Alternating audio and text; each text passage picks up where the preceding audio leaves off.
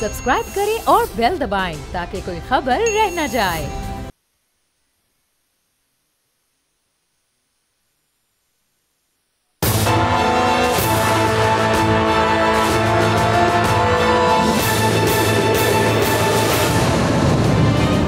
अस्सलाम वालेकुम नाज़रीन, मैं आपका मेज़बान समी इब्राहिम। आप देख रहे हैं प्रोग्राम तजिया। स्टूडियो में मेरे साथ हैं उमर हयात साहब, हमारे इकनॉमिक कॉरेस्पॉन्डेंट हैं, और हमें ज्वाइन करेंगे टेलीफोन लाइन पर अब्दुल रहमान साहब लाहौर से, और नासिर हमारे न्यूयॉर्क के नुमाइंदे, और इसके साथ टेलीफोन लाइन पर हमारे साथ मौजूद हैं Tayyab Baloch, supreme court of Pakistan को कवर करते हैं, हमारे सीनियर कॉरेस्पॉन्डेंट हैं। और ख़बरें बड़ी अहम हैं आज। कल supreme court of Pakistan 9 member bench समाअत करेगा उन दरख्वास्तों की जो फ़ौजी अदालतों के क़याम के ख़िलाफ़ दायर की गई हैं, और आज बेंच बना दिया गया, नोटिफिकेशन जारी कर दिया गया। 11:45 पे कल इब्तदाई समाअत होगी, और ये जो 9 मेंबर बेंच है इसकी तश्कील जो है उसके हवाले से जो इत्तलात हैं, जो एक माजी में हम देखते रहे हैं कि सुप्रीम कोर्ट ऑफ पाकिस्तान में एक तफरीक नज़र आती थी, वो अब तफरीक नहीं है, और उसमें जस्टिस काजी फ़ाइज़ ईसा साहब भी हैं, चीफ़ जस्टिस उमर अताब बंदयाल उसकी करेंगे, उसकी सरबराही करेंगे, जस्टिस सरदार तारिक भी उसमें होंगे, जस्टिस याहिया अफरीदी भी हैं, जस्टिस मुनीब हैं, जस्टिस एजाजुल एहसन हैं, जस्टिस आयशा साहबा हैं, और जनाब जस्टिस मज़ाहिर नकवी हैं। तो ये बड़ी एक इम्पॉर्टेंट डेवलपमेंट है, और इसमें जो दरख्वास्त जिसको सबसे पहले नंबर लगाया गया वो सुप्रीम कोर्ट के साबिक chief justice Jawad S Khawaja की दरख्वास्त है। इसके अलावा कुछ और दरख्वास्तें भी हैं, की भी एक दरख्वास्त है, उस पर एतराज़ था, लेकिन अब वो एतराज़ के साथ उसको समाअत के लिए लगा दिया गया। बड़ा ये अहम एक डेवलपमेंट है। मैं बेंच की तश्कील के हवाले से बात कर रहा हूँ, और इस पर मैं तैयब बलोच से बात करूँगा, लेकिन उससे पहले आज इंतकाल कर गए हमारे बहुत ही एक प्यारे साथी साबिक जज सुप्रीम कोर्ट के जस्टिस काजी अमीन साहब। काजी अमीन साहब लाहौर हाई कोर्ट के भी जज रहे, और फिर उन्हें आसिफ सईद खान खोसा साहब ने अपने 3 साल के लिए सुप्रीम कोर्ट में वो लेके गए। उनको क्रिमिनल जो केसेस हैं, जो लॉ हैं, उसके वो माहिर थे, इंतहाई अपराइट आदमी। और आज उनकी रावलपिंडी में नमाज जनाजा थी, उसमें चीफ़ जस्टिस उमर अताब बंदयाल भी गए, और जो नामज़द चीफ़ जस्टिस हैं जनाब काजी फ़ाइज़ ईसा वो भी गए, जस्टिस एजाजुल एहसन साहब भी थे, और भी जजेस थे। लाहौर हाई कोर्ट के बहुत जजेस थे, लोगों की एक बहुत बड़ी तादाद थी। एक बहुत अपराइट आदमी, जिन्होंने सारी ज़िंदगी अपनी कानून के लिए, जिन्होंने उसकी बहाली के लिए किया सब कुछ, आज वो अल्लाह को प्यारा हुआ, और लोगों की एक बहुत बड़ी तादाद थी। तो मैंने ज़िक्र उनका इसलिए किया कि वी ऑल ओ हिम। ऐसे लोग जो माशरे में कानून के लिए काम करते हैं, उसको इन्फोर्स करने के लिए काम करते हैं, दे डिज़र्व रिस्पेक्ट, और वो इस बात को डिज़र्व करते हैं कि हम उनके बारे में बात करें। बहरहाल उनकी जो ज़िंदगी थी उसका सफ़र तमाम हुआ। पाकिस्तान क्राइसिस में है और चल रहा है। एक तो ये अभी हम सुप्रीम कोर्ट की तरफ जाएंगे, और उमर आज से हम पूछेंगे जो वो एक इन्वेस्टमेंट फैसिलिटेशन काउंसिल बनाई गई है, और एक बहुत बड़ा हुकूमत ने ये कदम लिया है, उसके क्या चांसेस हैं कामयाबी के, और किस तरह वो काम करेगी, उसके अहदाफ ज़रा थोड़ा इंसाइट उमर आज से लेंगे। लेकिन सबसे पहले तैयब बलोच टेलीफोन लाइन पर हैं। तैयब, ये जो 9 मेंबर बेंच बना है, इसमें काजी फ़ाइज़ ईसा साहब भी हैं, इसमें सरदार तारिक खोसा साहब भी हैं, याहिया अफरीदी साहब भी हैं। तो वो जो एक हमेशा से तासुर मिलता रहा कि शायद सुप्रीम कोर्ट में तफरीक है और कुछ जजेस को शामिल नहीं किया जाता, कल जो है कल की जो यह केस की समाअत है, उसमें अप्रैल के बाद पहली दफ़ा काजी फ़ाइज़ ईसा साहब किसी बेंच का हिस्सा होंगे। तो ये इट्सेल्फ एक बड़ी डेवलपमेंट है, इज़न्ट इट तैयब बलोच? जी सनी साहब, बिल्कुल ये वाकई बहुत बड़ी डेवलपमेंट है। और जिस तरीके से ये बेंच की कंपोजिशन है वो मैं देख रहा हूँ, तो कंपोजिशन बिल्कुल वो जो जिस तरीके से सीनियरिटी लाइन चलती है, बिल्कुल वो तमाम सीनियर जजेज और उसी तरतीब के साथ जो है ये बेंच बनाया गया है। क्योंकि ये मामला जो है ये सिर्फ जो है वो बंदियाल साहब का नहीं है, किसी इंडिविजुअल का नहीं है सनी साहब। ये मामला जो है वो फौजी अदालतों के क़याम का है। और शायद जो मैं समझ रहा हूँ इस बेंच में जो सीनियर जजेस को शामिल किया गया है, क्योंकि ये खुद अदलिया से जुड़ा हुआ मामला है। और इसमें जैसा आपने पहले पॉइंट आउट भी किया कि साबिक चीफ जस्टिस जवाद ख्वाजा की जो एप्लीकेशन है वो उनको पहले नंबर उसको ग्रांट किया गया है, लगाया गया है। तो उनका भी पहले जब वो खुद सुप्रीम कोर्ट में थे तो उनका भी एक व्यू था कि भाई जब सिविलियन अदालतें मौजूद हैं और सिविलियन अदालतों के साथ साथ होते हुए पैरेलल अदालतें का क्याम नहीं हो सकता। तो ये मैटर जो है मेरे ख्याल में खुद जजेस के लिए और इस अदलिया के लिए इम्पोर्टेंट है। तो इसी वजह से चीफ जस्टिस ने शायद अपनी विजडम में उन तमाम सीनियर जजेस को जो है वो शामिल किया है, ताकि वो इस हवाले से कोई ऐसा विजडम वाला फैसला आ सके कि जिसमें तमाम सीनियर जजेस का जो है वो माइंड शामिल हो, इनपुट शामिल हो। तो इसी वजह से जो मुझे लग रहा है कि चीफ जस्टिस ने वो किया। और इसके साथ साथ एक तासुर जो था जजेस में तकसीम का, वो भी अब उन्होंने ये मैसेज देने की कोशिश की है कि जब अदलिया का मामला आता है जब तो फिर जजेस में तकसीम जो है वो मैटर नहीं करती, बल्कि सारे जजेस जो है वो मुत्तफिक या मुत्तहिद हो जाते हैं एक नुक्ते के ऊपर।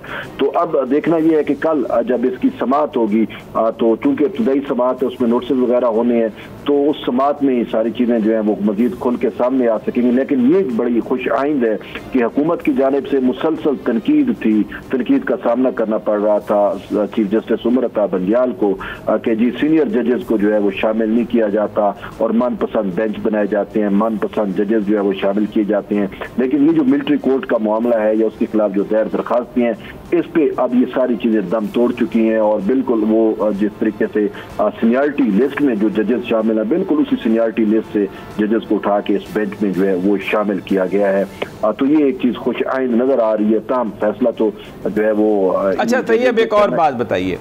हमने देखा कि इस हुकूमत ने सुप्रीम कोर्ट ऑफ पाकिस्तान के चीफ जस्टिस और कई जजेस के हवाले से जो गुफ्तगू की, सुप्रीम कोर्ट के बाहर मौलाना फजलुर रहमान एक रैली लेके भी आए, गाली गलोच और जजेस के साथ जितना सलूक, और फिर जिस तरह इस हुकूमत ने सुप्रीम कोर्ट के फ़ैसलों को हवा में उड़ाया।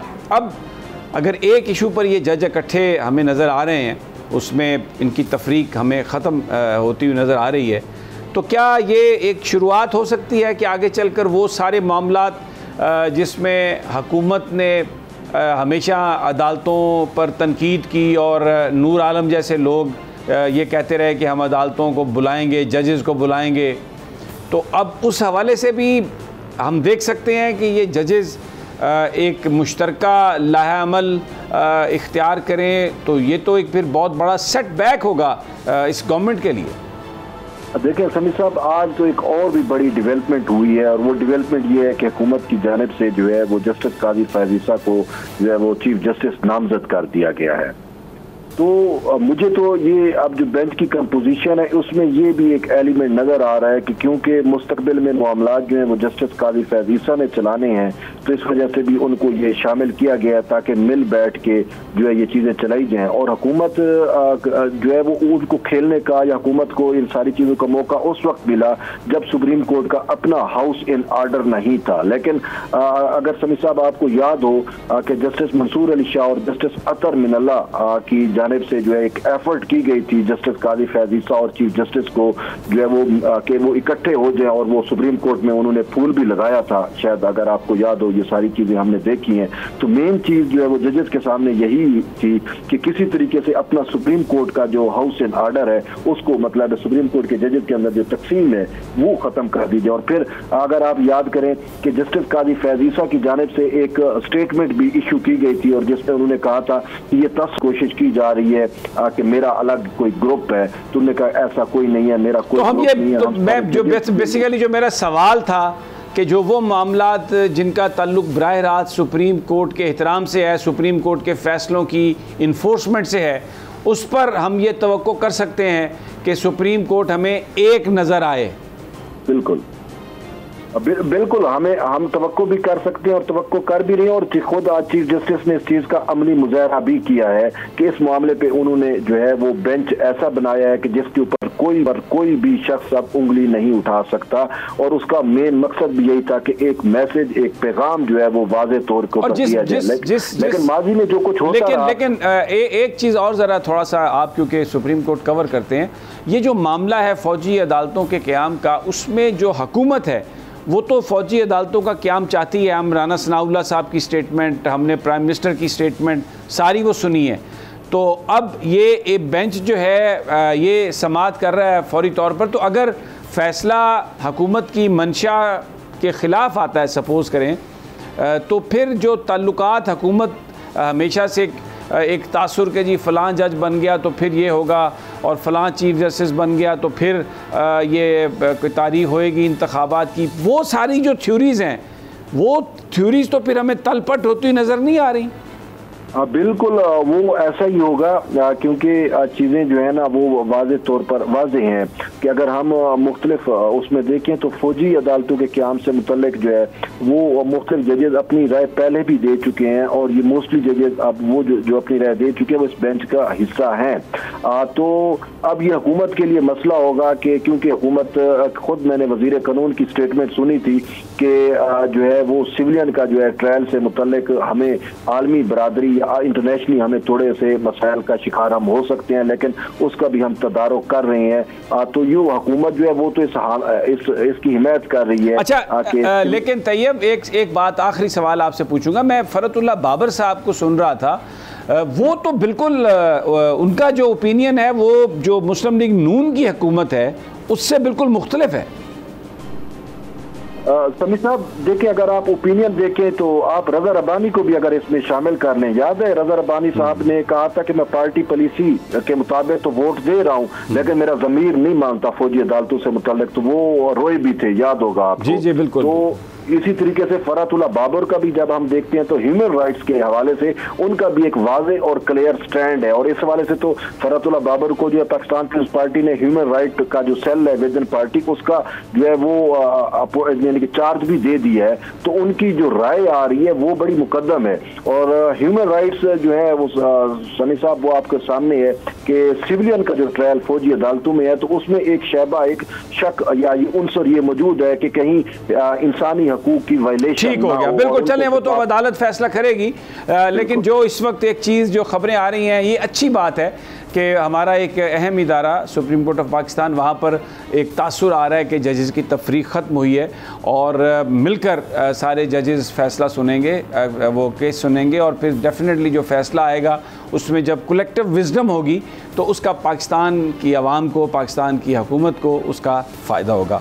अब हम दूसरा बड़ा अहम मामला है उसकी तरफ चले हमारे साथ हैं। तैयब, आपका बहुत बहुत शुक्रिया जनाब। ये एक इन्वेस्टमेंट फैसिलिटेशन काउंसिल बनाई गई है, और इसमें जो बड़ी अहम बात है वो ये है कि पाकिस्तान की मुसल्लह अफवाज जो हैं वो उनकी इसमें पार्टिसिपेशन है, वो सिविल गवर्नमेंट की भरपूर अंदाज में मदद कर रही हैं, और जो एक उनका जो प्लान है उस प्लान में तो उम्र याद बड़ा एक वो अट्रैक्टिव प्लान है कि 1-2 साल में $112 बिलियन की इन्वेस्टमेंट आएगी पाकिस्तान में, और उसमें वन विंडो ऑपरेशन होगा, और उसको यानी हमारी जो मुसल्लह अफवाज हैं वो जो, क्योंकि सिविलियंस के बारे में हमेशा एक शकूक व शुबहात रहते हैं कि माल या रेड टेपिज़म, लेकिन वो उनकी मौजूदगी जो है इस बात को इंश्योर करेगी कि स्मूथ सेलिंग हो।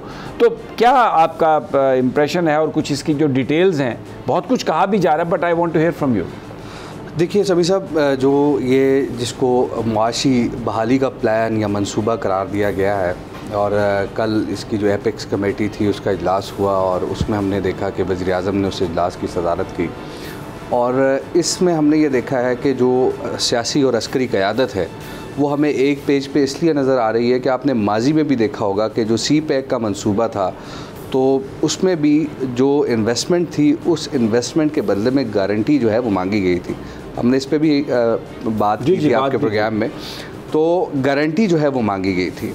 अब जो इन्वेस्टमेंट आ रही है और जिसका बाकायदा तौर पे कुछ इन्वेस्टमेंट्स ऐसी हैं कि जिनके बारे में कहा जा रहा है कि उसकी गारंटी कौन देगा, तो इसीलिए अब जो अस्करी क़यादत है जिन्होंने वन विंडो ऑपरेशन के जो है वो इस ख़ास तौर पे इन्वेस्टमेंट के लिए कायम किया है, तो उसके लिए वो ज़रूरी था कि जो लोग, क्योंकि आम जो ऑफिसेज़ हैं उसमें आप देखते हैं कि फ़ाइलों को चलाने के लिए उनके पहिए लगाने पड़ते हैं, और पहिए आपको पता है कैसे लगते हैं। ये बात मैं समझ गया, ये हम इस पर बड़ी डिस्कशन हो चुकी है, लेकिन सवाल मेरा ये है, मेरा एक सवाल है आपसे। 1 साल से इसहाक डार साहब लगे हुए हैं, दुनिया जहान की शराइत मान ली हैं, $1 बिलियन IMF देने के लिए तैयार नहीं, सिर्फ $1.1 बिलियन है जी। और अब शहबाज शरीफ, अच्छा फिर उसके बाद अब ये पिछले 1-2 दिनों से मुख्तलिफ जो सफ़ीर हैं उनको फ़ोन कर रहे हैं कि हमारी मदद करें। शहबाज शरीफ साहब गए हैं पेरिस, साइड लाइन्स पे वो IMF की जो डायरेक्टर हैं उनसे मुलाकात की कोशिश कर रहे हैं, कंफर्म नहीं हुआ, कोशिश कर रहे हैं, दरख्वास्त की उन्होंने, दरख्वास्त की है। मैं ये कह रहा हूँ कि इसमें तो कोई शक नहीं कि जब भी पाकिस्तान को ज़रूरत पड़ी है, हमारी जो फ़ौज के सरबराह हैं, चाहे वो पिछले सरबराह थे या मौजूदा सरबराह हैं, ये गए हैं और मुख्तलिफ़ दोस्त ममालिक के पास इन्होंने रिक्वेस्ट की है और उनकी इस रिक्वेस्ट को उन्होंने ऑनर भी किया है। उनका तो जो मामला है, जो क्रेडिबिलिटी है, वो तो अपनी जगह पर मौजूद है, लेकिन मामला ये है कि ये जो गवर्नमेंट है, ये जो सिविलियंस हैं, ये डिलीवरी वो दे सकते हैं, इनका वो क्रेडिबिलिटी इनकी है। मैं एक चीज़ आपको बता दूं सभी साहब, मैं इसीलिए आपको पीछे लेके जाता हूं CPEC के हवाले से, कि जब CPEC का मंसूबा उस पर दस्तखत हुए थे, गारंटी तलब की गई थी, लेकिन वो सारा काम सिविलियन हुकूमत के ही ज़रिए हुआ था। सिर्फ गारंटर जो है वो उस वक्त भी पाकिस्तान की फ़ौज थी, और अब भी यही होगा कि सारा काम जो है वो यही सिविलियन हुकूमत करेगी। लेकिन जो वन विंडो है वो इसलिए बनाई गई है ताकि जो इन्वेस्टमेंट आए उन इन्वेस्टर्स को किसी किस्म की कोई तकलीफ़ ना हो। अब उनको किसी बाबू के पास जाके जो है वो अपनी फ़ाइल आगे करने के लिए पैसे ना देने पड़े। आपको याद होगा एक चाइनीज़ इन्वेस्टर था जो यहाँ इन्वेस्टमेंट कर रहा था, तो उसने अपने बाकायदा तौर पर शिकायत की थी, असद उमर वज़ीर थे, और यहाँ इस्लामाबाद में उन्होंने कहा कि मुझे अपना काम कराने के लिए इतने पैसे देने पड़ते हैं। तो ये इस तरह की चीज़ क्यों होती है?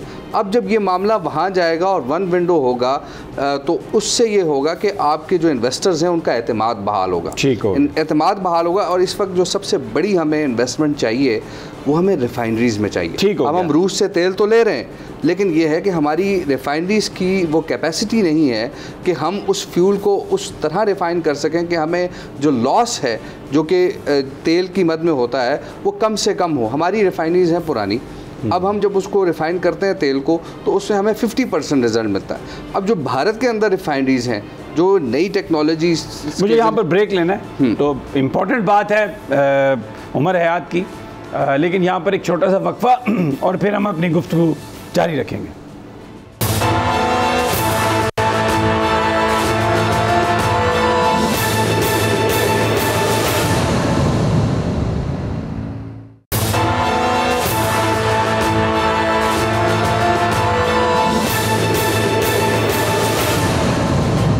वेलकम बैक नाजरीन, हम बात कर रहे हैं उमर हयात से जो फैसिलिटेशन इन्वेस्टमेंट फैसिलिटेशन काउंसिल बनाई गई है।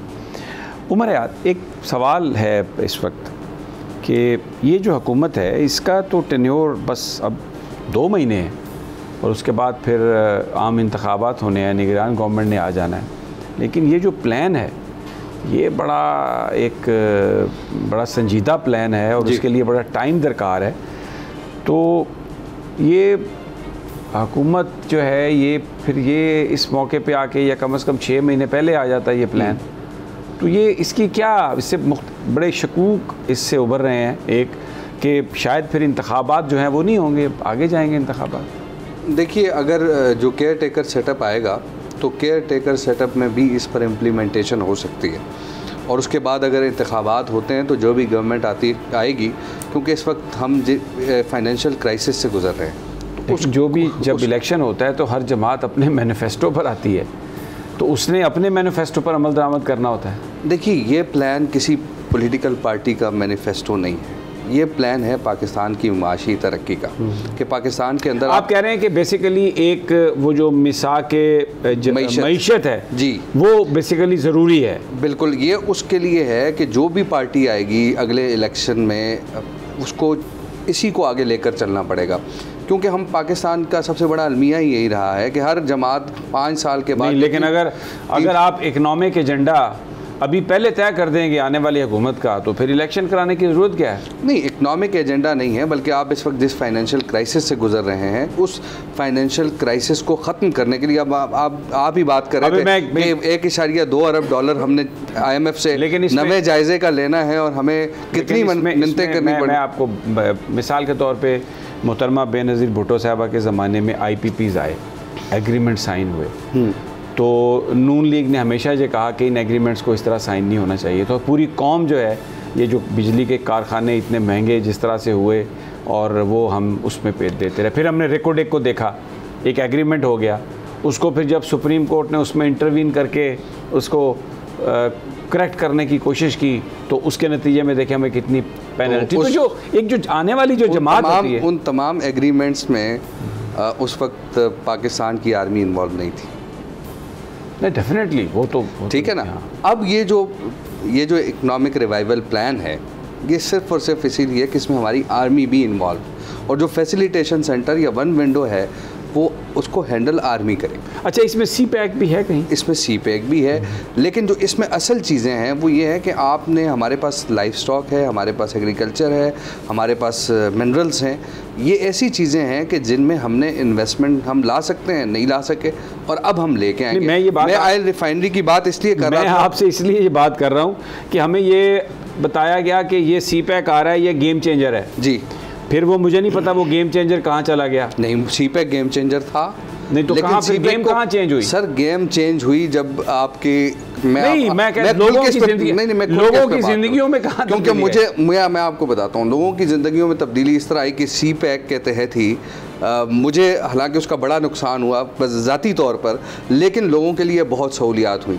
ये जो आपका हवेलियाँ थाकोट सेक्शन बना मोटरवे का, अब थाकोट रायकोट बनेगा, तो आपकी जो सुस्त ड्राई पोर्ट है उससे सामान की नकलो हमल जो है वो आसानी से होगी, चाइना को एक्सपोर्ट होगी, चाइना से इम्पोर्ट होगी।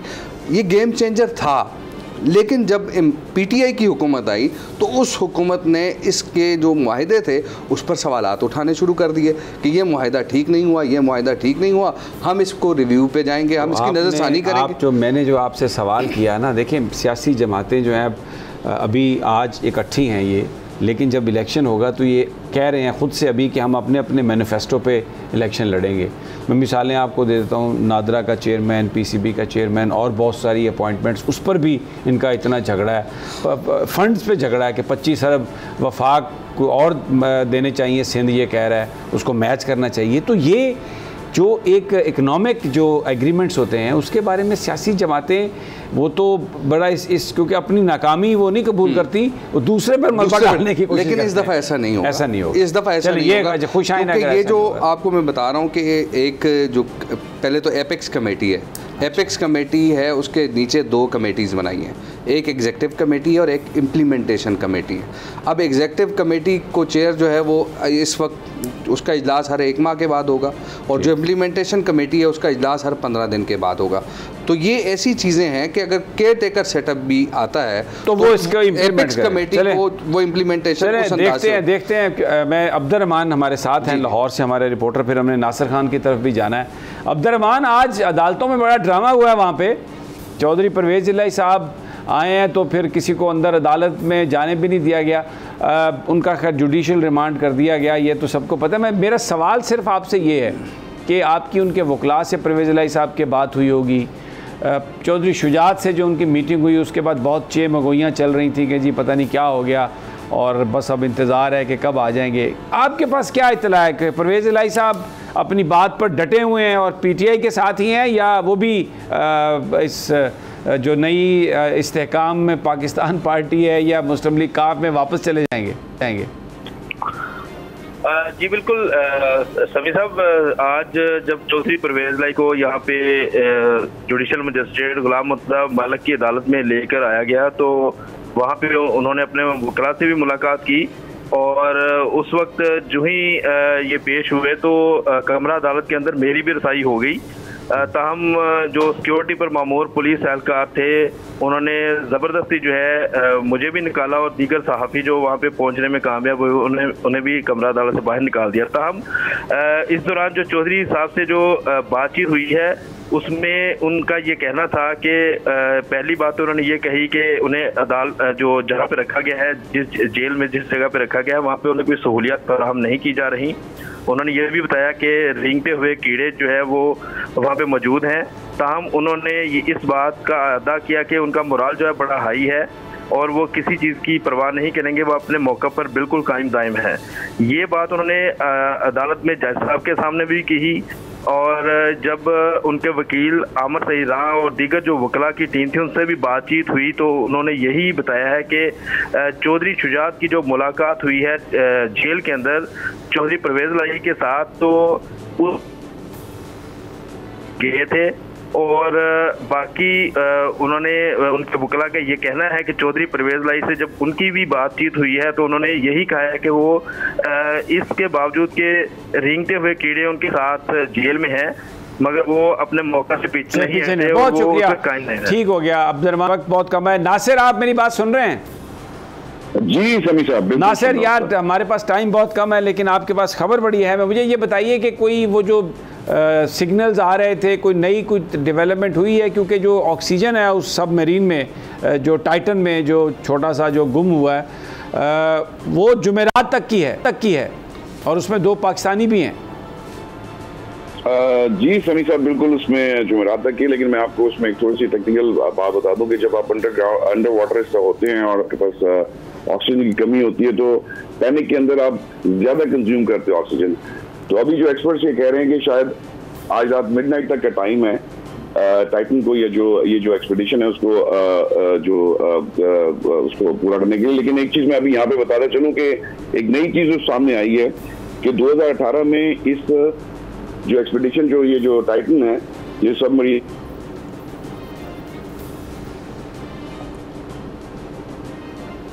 असर की लाइन ड्रॉप हो गई है। बड़ी इंपॉर्टेंट वो बात बताना चाह रहे थे कोई। ये बड़ी इंपॉर्टेंट स्टोरी है। इसमें एंग्रो के वाइस चेयरमैन और उनका बेटा 2 पाकिस्तानी हैं, 5 लोग हैं टोटल। और हम सबके लिए जी नासिर जल्दी से बात कंप्लीट कर लें। जी, तो मैं ये बताने की कोशिश करता कि आज ये चीज़ सामने आई है कि इस जो सबमरीन के ऊपर ऑलरेडी सू हो चुका है और ये मैकेनिकली फिट नहीं थी इतनी गहराई में जाने के लिए। ये आज नई चीज़ सामने आई है इन्वेस्टिगेटर की जानिब से।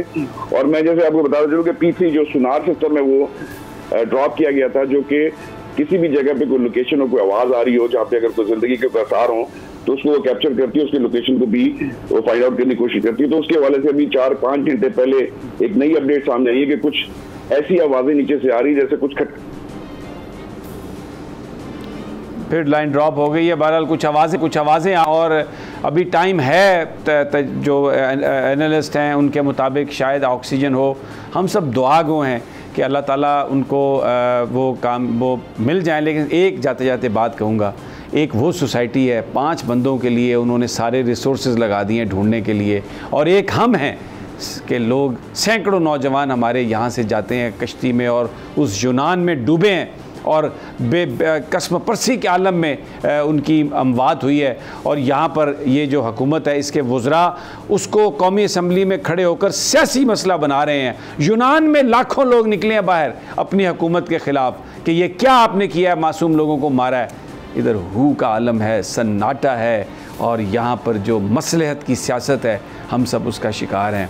अल्लाह ताला हमारे भी दिल फेरे और ये हमारे दिलों में भी गैरत जागे और हम ये जो लोग हमारे नाम पर हुकूमत करते हैं और हम ही को ख्वार करते हैं, बस अल्लाह ताला हमें इतनी हिम्मत दे कि हम उनके लिए फिर वोट ना डालें और ऐसी हुकूमत को लेके आएँ जो हमारे मसाइल का हल तलाश करे।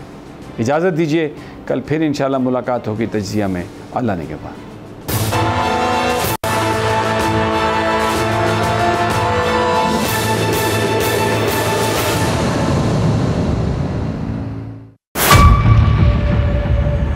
मेयर कराची के इंतखाब की जंग, बोल ने फिर छोड़ दिया सबको पीछे। इस वक्त मुर्तज़ा वहाब मुंतखब हो गए हैं मेयर कराची, ये ऐलान कर दिया गया है बाकायदा तौर पर। सहाफती रिवायत रखी बरकरार, बोल ने दिखाई सबसे बड़ी ट्रांसमिशन। और ये अनएक्सपेक्टेड था। मैंने आपको कहा कि नंबर गेम में जमात इस्लामी के पास नंबर पूरे नहीं है। लम्हा बलम्हा की सूरत हाल से किया बाखबर आवाम को। रेंजर्स के एहलकार और पुलिस के एहलकार हैं वो हाई अलर्ट हैं और वो इस बात की कोशिश कर रहे हैं कि अब कोई नाखुशगवार वाक़या जो है वो रूनुमा ना हो सके, क्योंकि बोल है पाकिस्तान का नंबर 1 न्यूज चैनल। सब्सक्राइब करें और बेल दबाएं ताकि कोई खबर रह न जाए।